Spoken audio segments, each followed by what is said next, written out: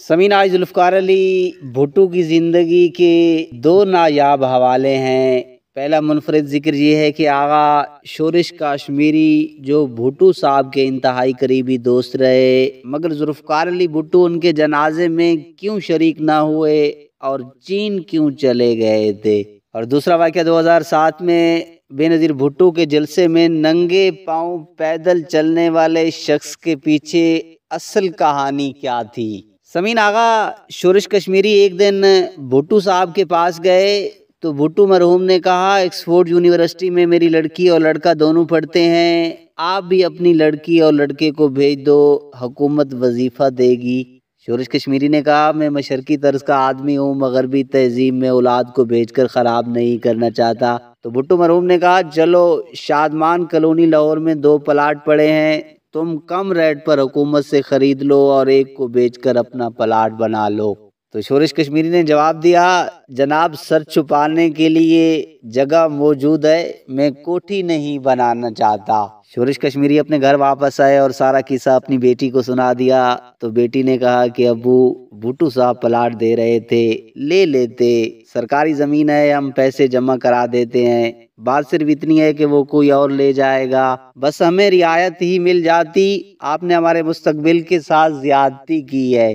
तो जवाब में शोरिश कश्मीरी ने बेटी से कहा, दुनिया यहीं रह जाएगी, मैं भुट्टो मरहूम से एक ऐसा तोहफा लेकर आया हूँ जो कब्र में मुझे काम आएगा, बस ये बात कहनी थी मुझे।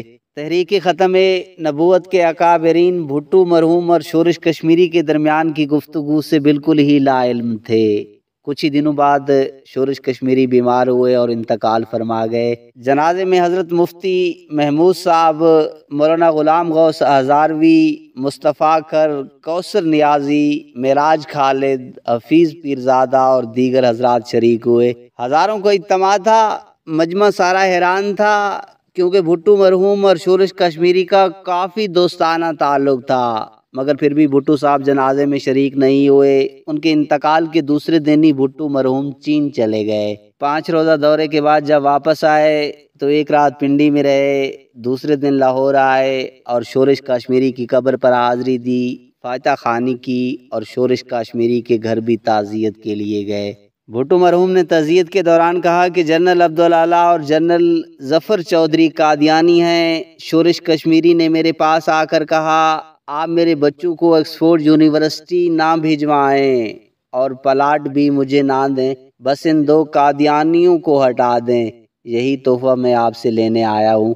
तो भुट्टो मरहूम ने कहा कि मैं हटा दूंगा और मैंने वादा किया था, बग़ैर जरलों के हटाए मैं अगर इस जनाजे में आता तो वादा खिलाफी होती। मेरी आंख में शर्म थी, मैं जनाजे में कैसे शरीक हो सकता था। दूसरे दिन मेरा चीन का सफ़र था, अगर मैं इन जर्नेलों को हटाकर जनाजे में आता तो मेरी गैर हाज़िरी में शायद अंदेशा था कि इतनी बड़ी तब्दीली के बाद मुल्क में कोई गड़बड़ ना हो जाए, तो मैं इसलिए जनाजे में नहीं आया, चीन चला गया, वापस आया, आज ही मैंने इन दोनों जनरलों को फारिग कर दिया है, शाम 5 बजे की खबरों में आ जाएगा, अब मैं सुर्खरू होकर आप हजरात के पास आया हूँ। आगा शोरिश कश्मीरी की डायरी से।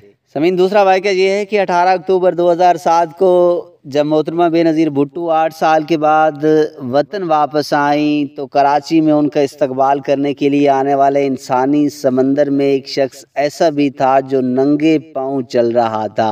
उससे किसी ने पूछा कि तुम जूता क्यों नहीं पहनते हो, तो उसने अपनी जेब से एक तस्वीर निकाल कर दिखाई। ये एक अजीब व गरीब तस्वीर थी। जुल्फ़कार अली भुट्टो एक बच्चे का हाथ थामे नंगे पाँव चल रहे थे, बच्चा भी नंगे पाँव था, शलवार कमीज में मलबूस भुट्टो साहब का गिरबान खुला हुआ था और सर पर जिनाक कैद थी। उस शख्स ने बताया कि ये तस्वीर वाला बच्चा मैं हूँ, मैं गरीब था, मेरे वालिदैन मुझे जूता नहीं दिला सकते थे। एक दिन मैं लाड़काना की गली में नंगे पाँव जा रहा था कि भुट्टो साहब ने मुझे देखा, वो गाड़ी से उतरे, अपना जूता उतारा और मेरी उंगली पकड़कर बहुत दूर तक सख्त धूप में मेरे साथ चलते रहे और मुझसे बातें करते रहे।